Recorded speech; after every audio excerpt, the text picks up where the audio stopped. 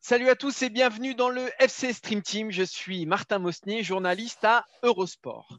Je suis son Paul McCartney, son Keith Richards, son The Edge. Il est le cerveau, je suis son bras droit, voire bras gauche parfois. Incarnation du talent, tout en modestie, de la classe, tout en simplicité. Ah merde, ah non, attendez, excusez-moi, pardon, je me suis gouré de planning. En fait, je pensais cette semaine que je le faisais avec Cyril. Ah merde, je me suis gouré. Excusez-moi, on va reprendre. Il aime à Chardenne, mon Jonathan, mon Franck et Adèle. Comment ça va, Maxime Dupuis? Ça va, mais ah non, t'as cru que tu le faisais avec notre chef d'édition de l'émission, Adrien Yo, là, je pense, du coup. Pourquoi? Stone, Charden, t'as pas sorti Benabar aussi? mais non, mais Maxime, je sais que tu aimes plutôt les To Be Free, Sonny Chardenne et David et Jonathan. Enfin, je sais que c'est ta cam, plus C'est que ma, Paul McCartney, Chris Richards et The Edge. Du coup, j'ai voulu te rendre hommage.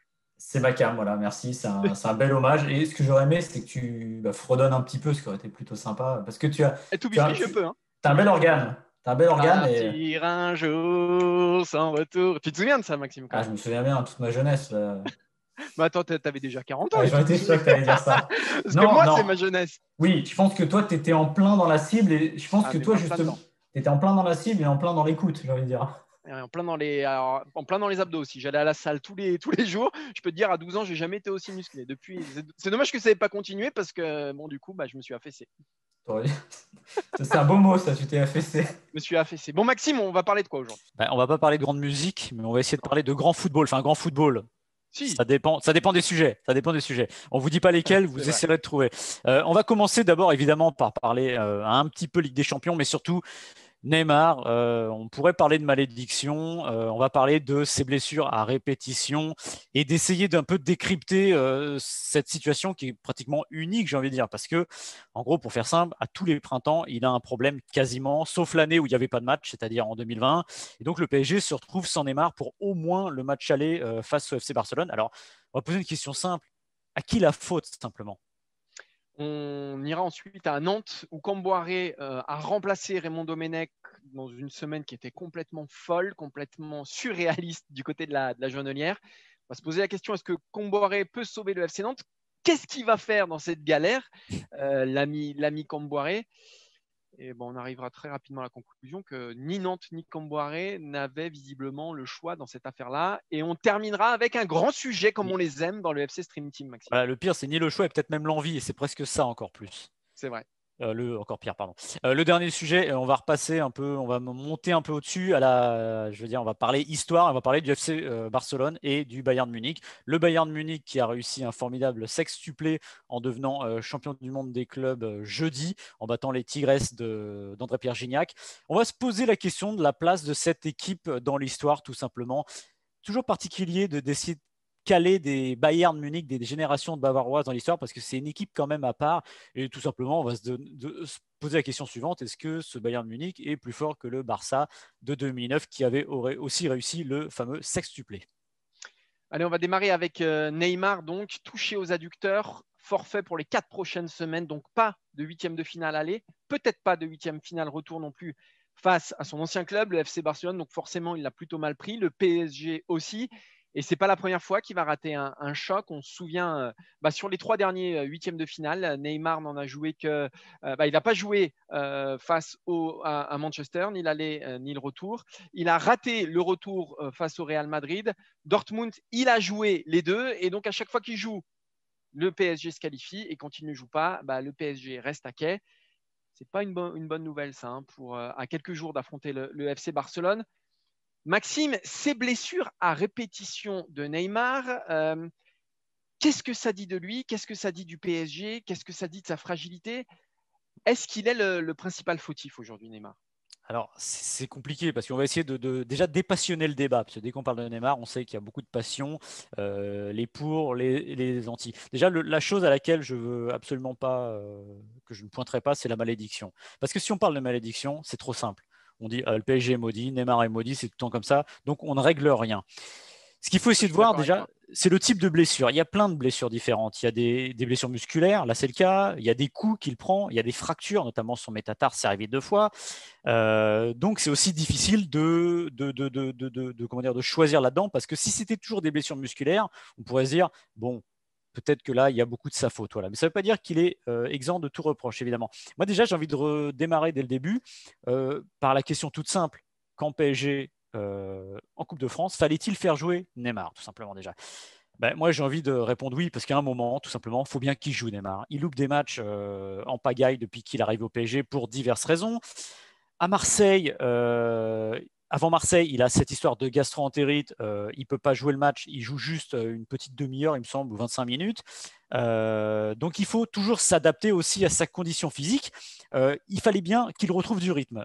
S'il avait pu jouer à Marseille, qui n'avait pas eu cette histoire de gastro, peut-être qu'il aurait soufflé mercredi et rejoué contre Nice. Mais en tout cas, une chose est sûre, il fallait qu'il joue. Et si je devais peut-être choisir un de ces matchs pour ne pas le faire entrer en jeu, ça aurait peut-être été Marseille, parce que PSG menait, et surtout il y avait le passif avec Alvaro González. C'était peut-être pas la peine d'en rajouter. Moi, ce qui m'interpelle là-dedans, c'est que dans la galaxie des très grands joueurs aujourd'hui, c'est le seul avec qui on pose la question de la mise sous cloche. Ouais, alors, on peut peut-être rappeler d'ailleurs les petites statistiques depuis qu'il est arrivé au Paris Saint-Germain, donc en 2017, et remarquer que finalement, parmi les grands joueurs, il n'y a que Dembélé, Ousmane Dembélé, qui a joué moins de matchs que lui, puisqu'il en a raté 85, Neymar 64, même Hazard, on a raté moins. Hazard qu'on brocarde beaucoup là, depuis quelques temps, depuis son arrivée au Real Madrid, on n'en a raté que 53. Mbappé, après ça descend très vite. On a fait un choix évidemment. Mbappé 17. Ronaldo et Messi, qui sont quand même les deux vers lesquels Neymar tend ou aimerait être, n'ont raté que 12 matchs depuis 2017, sur blessure encore une fois. Griezmann 4 et Mo Salah 3. Ça aussi, ça dit quelque chose, Maxime, c'est qu'on peut être un grand joueur, ne pas forcément être la cible des tacles de Boucher ou être la cible des tacles de Boucher un peu partout en Europe, malgré tout s'en sortir. Pour moi, si tu me permets, Maxime, ça dit deux choses aussi quand même, parce que je me suis penché sur d'autres statistiques. En 2018, donc il est déjà au Paris Saint-Germain, Neymar, c'est 5,1 fautes subies par match, et Messi en Liga, qui est un jeu, c'est pas un jeu comparable parce que c'est différent, mais il est aussi dans la provocation, dans le dribble, dans une autre forme de provocation sans doute, mais dans le dribble. Il est à 2,4 fautes par match, donc 2 fois moins. Ça dit quoi? Ça dit deux choses pour moi. Ça dit que la Ligue 1 me paraît quand même un petit peu plus brutale que certains autres championnats, et notamment la Liga. Et donc, c'est sûr qu'il est plus exposé en Ligue 1 qu'en Liga, parce que souvenons-nous quand même que Neymar, avant, jouait en Liga, et sur ses 3 dernières saisons dans le championnat d'Espagne, il n'avait raté que 4 matchs sur blessure, qu'en championnat d'Espagne. Je ne parle pas des autres compétitions. Donc, c'est très, très peu. Il y a l'âge aussi qui avance, qui font que tu es plus fragile. Ça dit autre chose aussi, je pense, c'est qu'on se concentre plus sur lui à Paris que quand il était à Barcelone, où il y avait Messi, où il y avait Suarez. Là, ce qui est certain, c'est que les adversaires se concentrent évidemment sur Neymar. Après, ça veut dire quoi se concentrer? Est-ce que c'est du vice? Est-ce que c'est de la brutalité? Soit parce qu'ils sont dépassés, c'est tout ce qui reste en fait aux adversaires de se payer Neymar, ou alors parce qu'ils sont sinon dans une stratégie d'intimidation.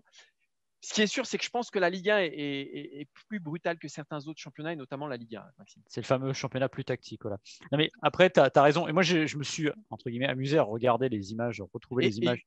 Et juste, je viens de repenser à un truc. Je ne sais pas si tu te souviens à l'époque, il y avait eu tout un débat déjà à cette époque-là, quand Neymar s'était blessé. Il me semble que c'était en 2018 justement, où il y avait Ismaïla Sarr qui se faisait attraper tous les week-ends aussi, où il y avait Fekir aussi qui se faisait attraper, la chaussette en sang, etc. C'est vrai que c'est des choses que tu vois plus en Ligue 1 qu'ailleurs quand même, malgré tout, j'ai l'impression. Et je me souviens qu'Ismaïla Sarr, et notamment par Théophile Catherine, je me souviens qu'il avait complètement séché. C'est un championnat, il est vrai, où je pense qu'il est plus explosé à la blessure.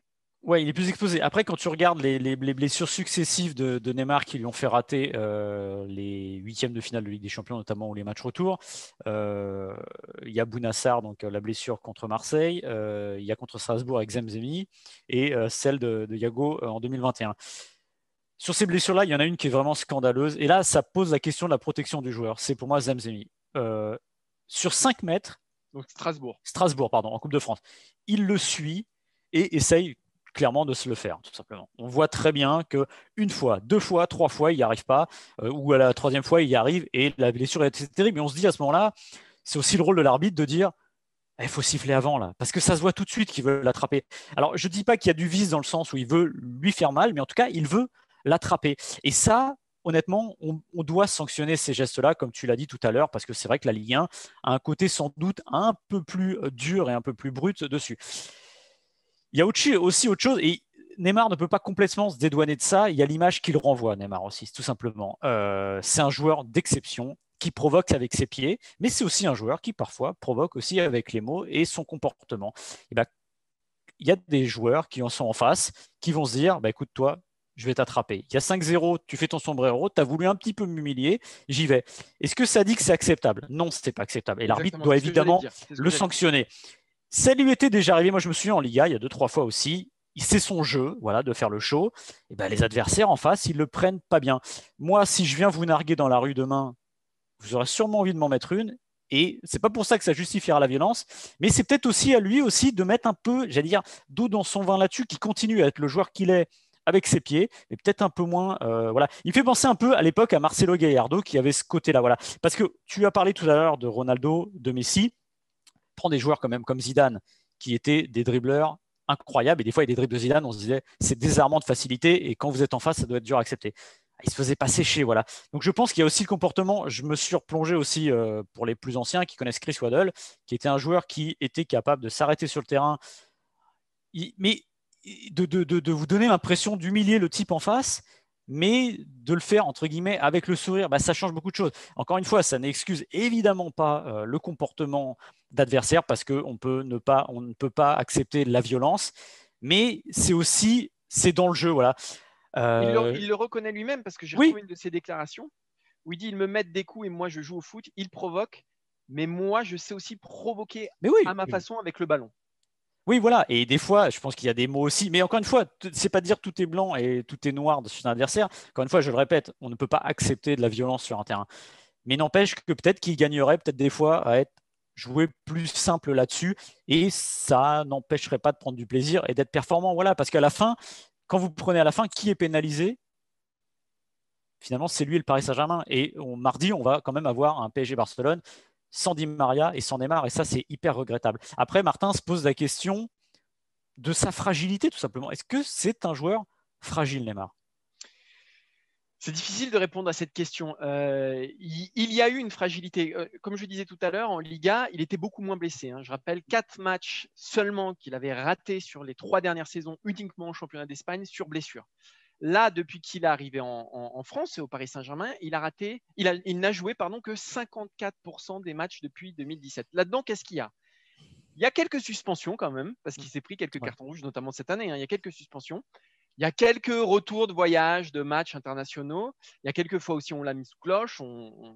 Voilà.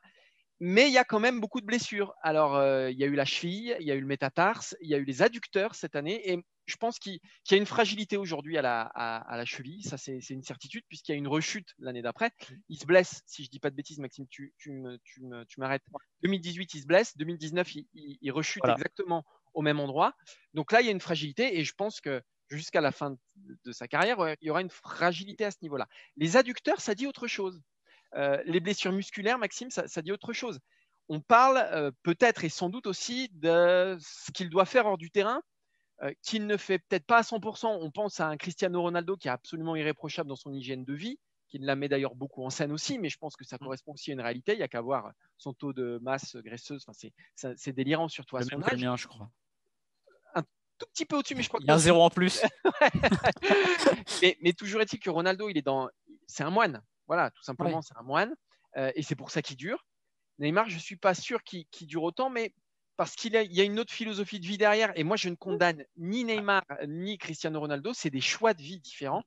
Mais je ne suis pas sûr que Neymar fasse tout ce qui est en son pouvoir pour être au top le jour J. Et c'est ce qui peut expliquer aujourd'hui ses blessures musculaires. Encore une fois, la cheville, tout ça, c'est des coups différents.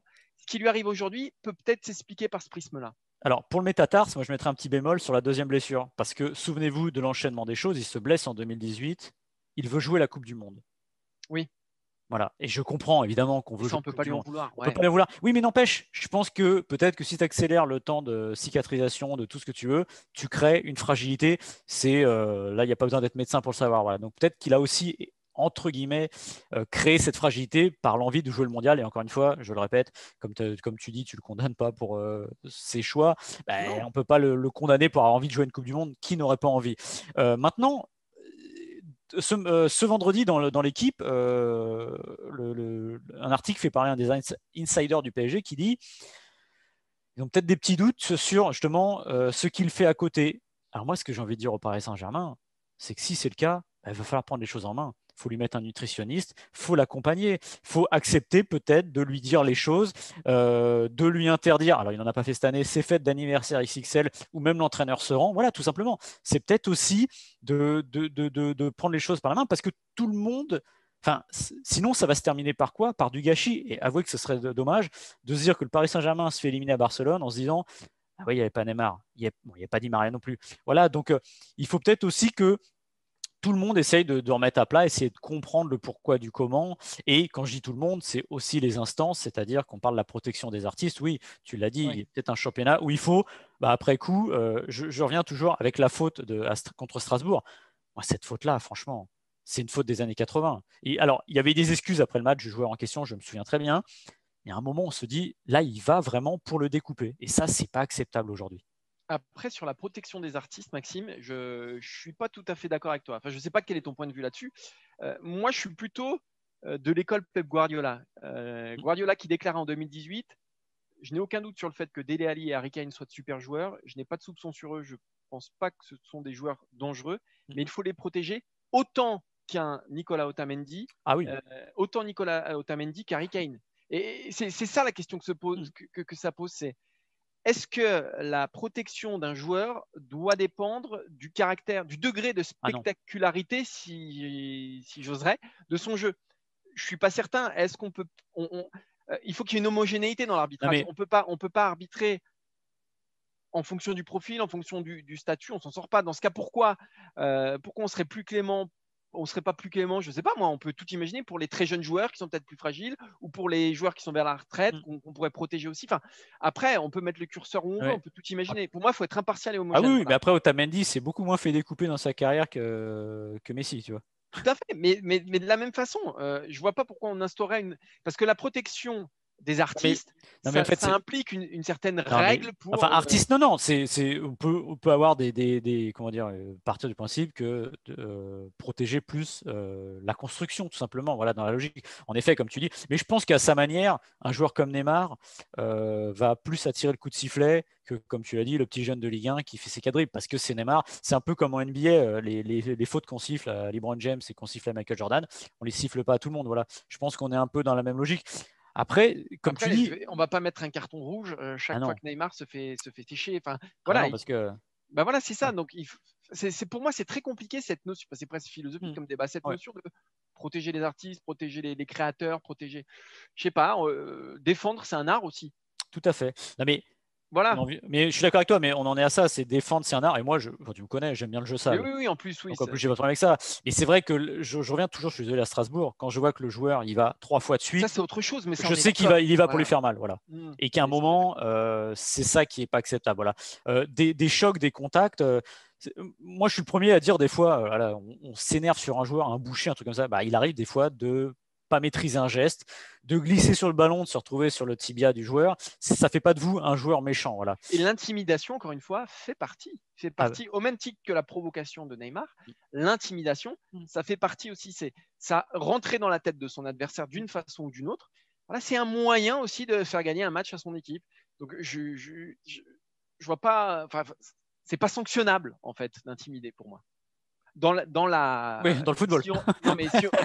Si on reste dans les règles. Ouais, voilà. Dans les règles. Mais le problème, c'est que encore une fois, moi, j'ai rien contre ça, mais la ligne est toujours très ténue entre les règles et l'autre côté. Voilà. On a terminé avec Neymar, Maxime ? On pourra en parler longtemps parce que, c'est ce qu'on a dit, c'est tellement vaste comme sujet parce que la question à qui la faute, elle n'a pas de réponse, là, tout simplement. Et la complexité, c'est ça. Et à l'arrivée, c'est juste qu'on se retrouve mardi avec un match sans Neymar et sans Di Maria, même si c'est autre chose. En croisant les doigts aussi pour le PSG, qu'il n'y en ait pas d'autres qui tombent ce week-end. Ah oui, ce serait vraiment terrible. Allez, on va passer à Nantes qui a, alors pas des problèmes de superstar, mais des problèmes de coach, des problèmes de résultats. Le FC Nantes barragiste qui a licencié Raymond Domenech, c'était mercredi, dans une journée absolument folle, puisque Raymond Domenech fait un premier test en Covid qu'il annonce positif, puis après une contre-expertise qui annonce négatif. Finalement, il s'avère que normalement, il ne l'a pas, mais donc il n'est pas sur le banc pour le 32e de finale face à Lens. Malgré tout, il donne ses consignes au téléphone à Robert Duverne, et pendant le match, la presse est mise au courant que il n'est plus l'entraîneur du FC Nantes, qu'il sera licencié à l'issue du match. Donc, quelque chose d'absolument dingue, c'est-à-dire qu'il va. Je pense que je me demande si c'est déjà arrivé, un entraîneur licencié qui est aux commandes de son équipe pendant un match. Ça me paraît complètement dingue. Ça dit tout du FC Nantes. Et voilà qu'Antoine Camboré a donc débarqué, conférence de presse jeudi, une conférence de presse là aussi un tout petit peu lunaire. Donc Camboré, alors pourquoi Camboré arrive à Nantes? Pourquoi Nantes a choisi Camboré et pourquoi Camboré a choisi Nantes? Pour moi, ni l'un ni l'autre n'avait le choix. Camboré a annoncé en conférence de presse avec la sincérité qui le caractérise. C'est-à-dire que Camboré, c'est pas quelqu'un qui va jouer un jeu. Et c'est pour ça qu'à mon avis, ça va mal se passer à Nantes.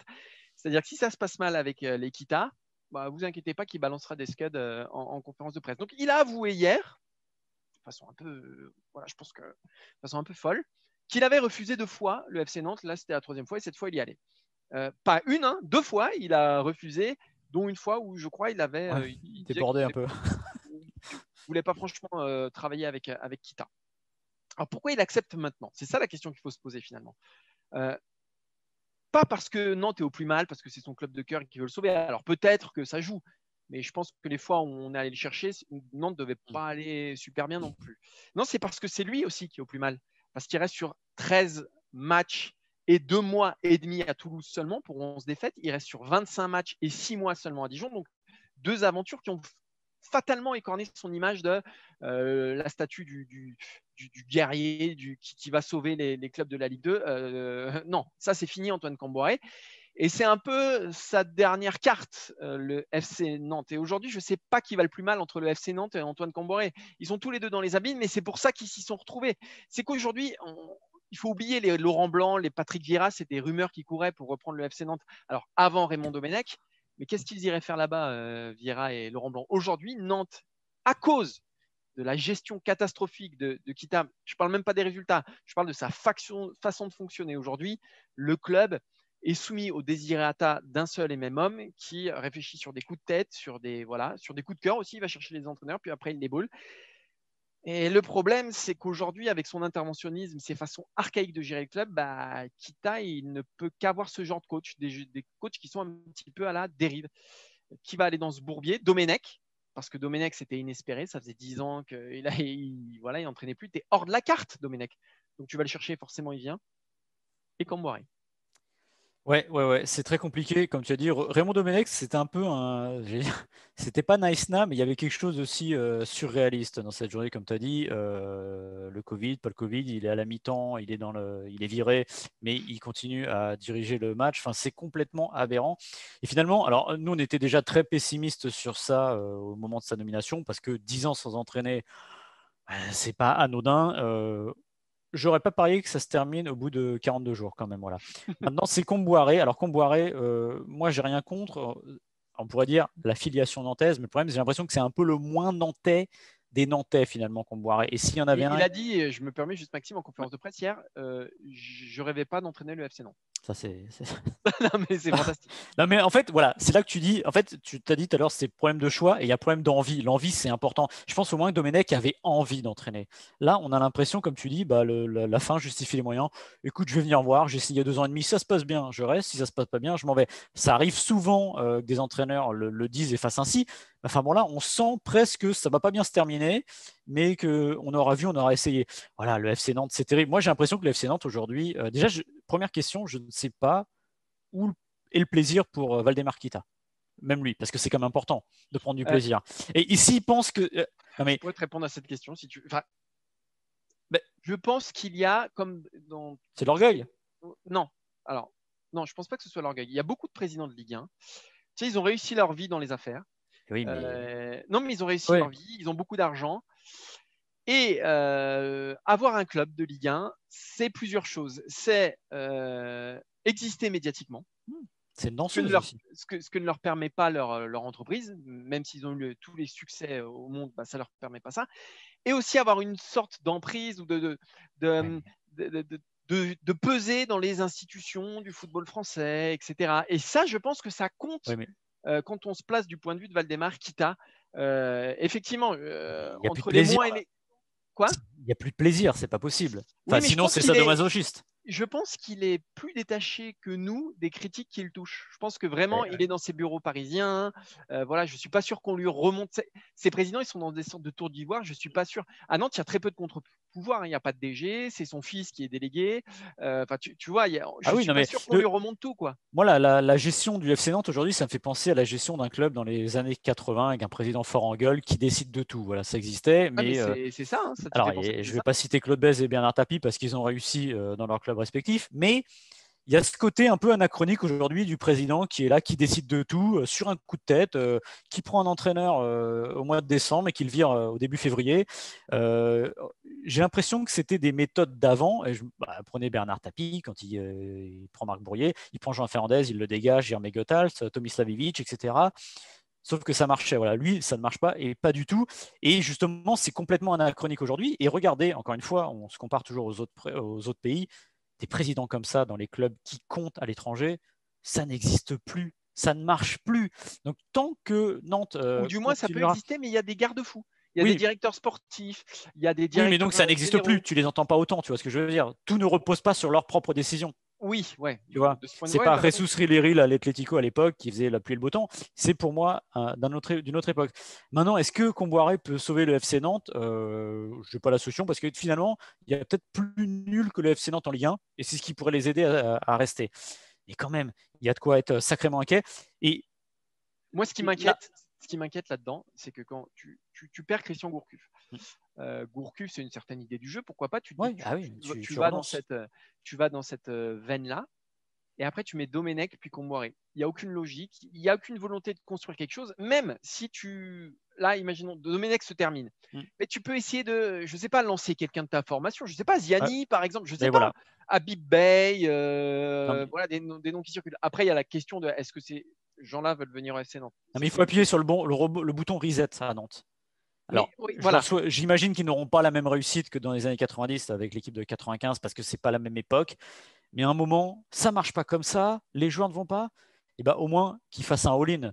Tant qu'à détruire le club, entre guillemets, autant aller au bout et il y aura peut-être une bonne surprise derrière. Parce que là, ça va où là ? Ça va nulle part. Ça va nulle part. Donc en gros, ils vont végéter comme ça des années, puis à un moment, ça va redescendre. Je ne vois pas quelle solution, à part qu'il y ait une génération spontanée qui arrive de la formation, mais j'ai l'impression que ce n'est pas le cas. Mais au pire, autant tenter ça parce que pour l'instant, ça ne marche pas du tout. Ce que dit Comboiré sur ses joueurs en conférence de presse, c'est terrible. Enfin, en gros, le type arrive et il vous fait savoir que vous n'êtes pas bon. Alors, c'est peut-être vrai, c'est peut-être une méthode de management. Comme tu l'as dit, Comboiré, il dit pas le contraire de ce qu'il pense. Enfin bon, quand même, je n'ai jamais vu d'équipe où il était bon, surtout d'arriver. En plus, Comboiré, comme tu l'as dit, ce n'était pas Mourinho. Non. Mourinho qui arrive dans un club comme ça. C'est vrai. Mourinho d'aujourd'hui, qui arriverait et qui dirait les gars, vous êtes nuls. Faites ce que je vais vous montrer, ça va marcher. Moi, j'ai fait mes preuves.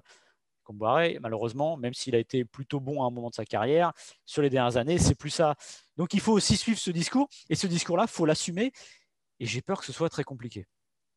Allez, on va terminer là-dessus, Maxime. On a fait le tour du FC Nantes, et on va terminer avec le Bayern Munich. Pourquoi le Bayern Munich ? Parce que les Bavarois ont remporté hier leur 6e titre en moins d'un an, en remportant le mondial des clubs face aux Tigresses d'André-Pierre Gignac.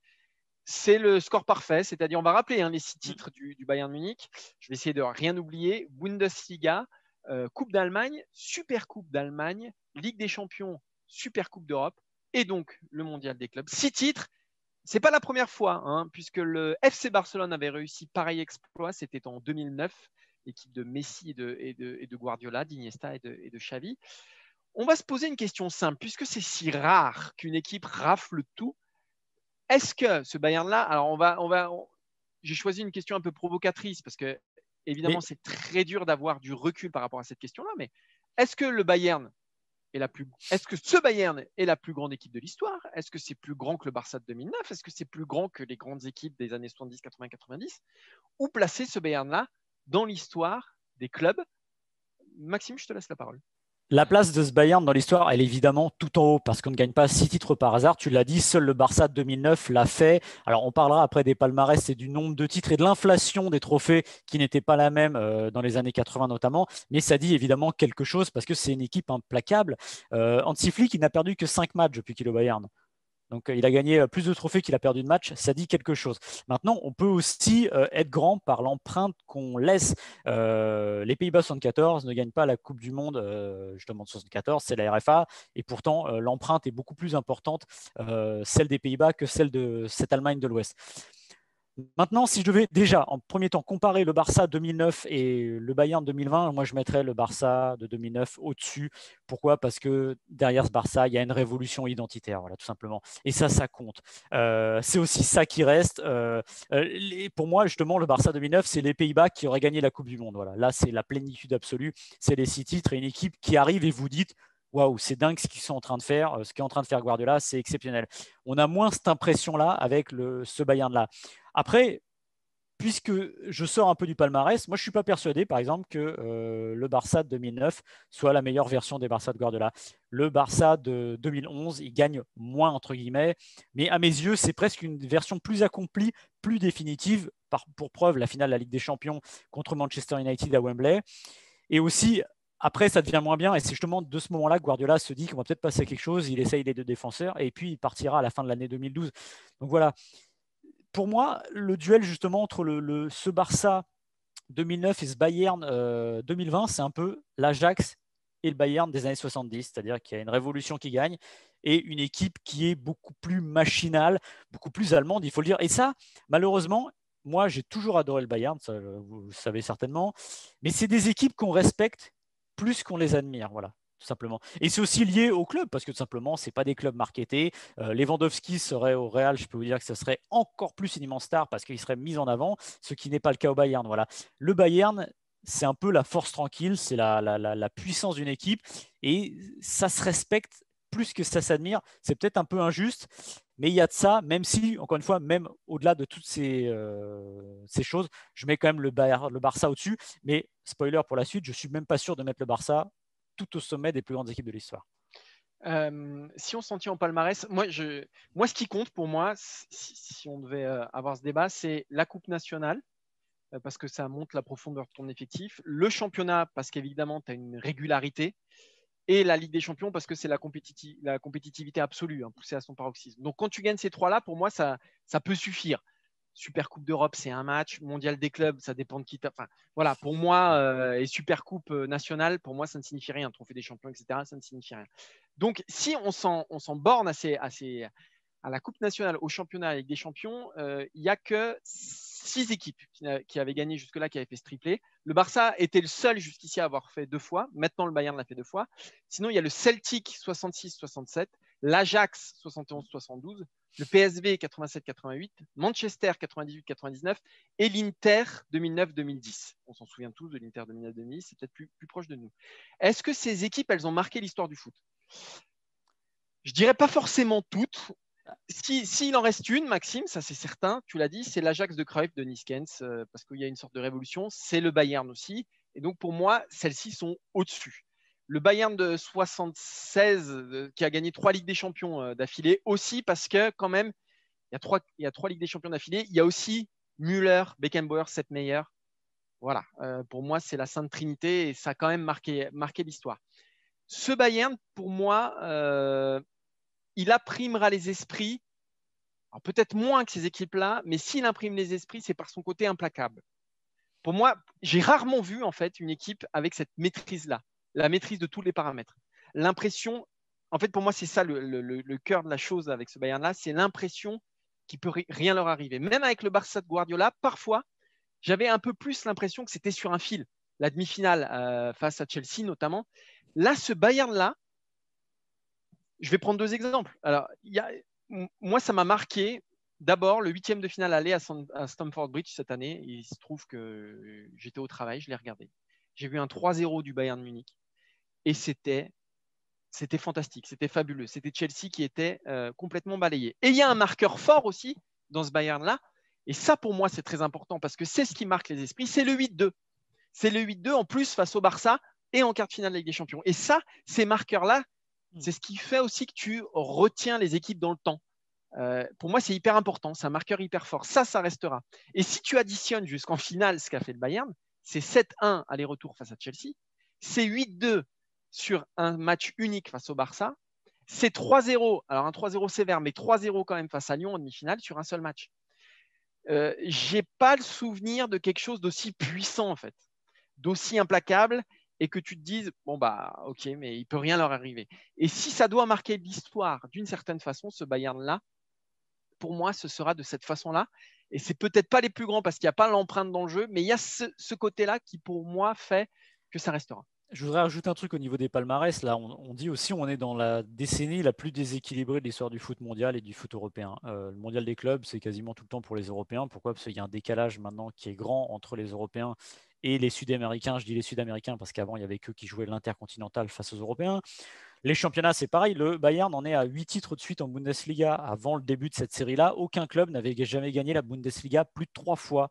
Ça dit quelque chose aussi du décalage qu'il y a entre les super teams, celles qui veulent faire cette fameuse Super League, et le reste du monde. Prenez le Barça, à la fin des années 90, il me semble, ils réussissent le doublé Coupe Championnat. Ça faisait 40 ans qu'il n'a pas réussi. Je veux dire, il y avait un football qui était beaucoup plus équilibré et qui, à mes yeux, donc, donne aussi beaucoup plus de valeur à la force d'un triplé parce que c'était plus difficile, tout simplement.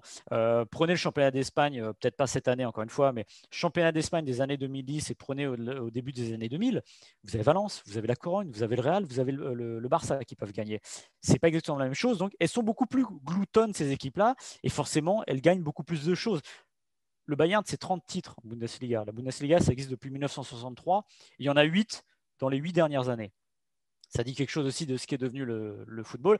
Et pour revenir à ces équipes et au palmarès, pour finir là-dessus, il y a une équipe qu'on n'a pas encore citée qui, pour moi, est un marqueur absolu et peut-être l'une des plus impressionnantes, si ce n'est la plus impressionnante, c'est le Milan AC de 1989. Il y a le marqueur sur le parcours, c'est le 5-0 en demi-finale aller face au Real Madrid, qui est une démonstration absolue.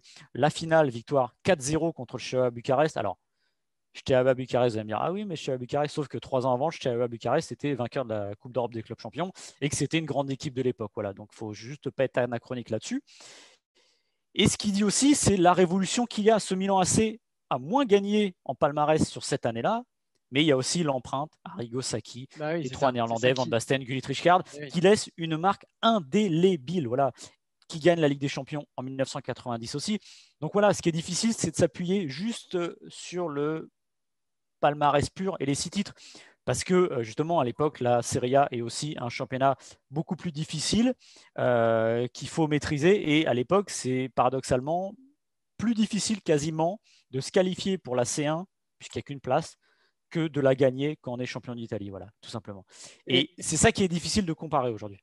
Mais tu as raison, quand on parle de Sacchi, de Guardiola et d'Hansi Flick, c'est sûr que l'empreinte technique, alors il faudra peut-être qu'Hansi Flick va devenir voilà, totalement peut-être l'entraîneur de la décennie, je lui souhaite, mais ce qui est sûr, c'est qu'à l'heure où on parle, c'est très compliqué de le comparer effectivement à ces deux équipes-là, et en termes de révolution du jeu, on n'en est pas là. Mais pour moi, c'est la logique Bayern poussée à l'extrême. Ah oui.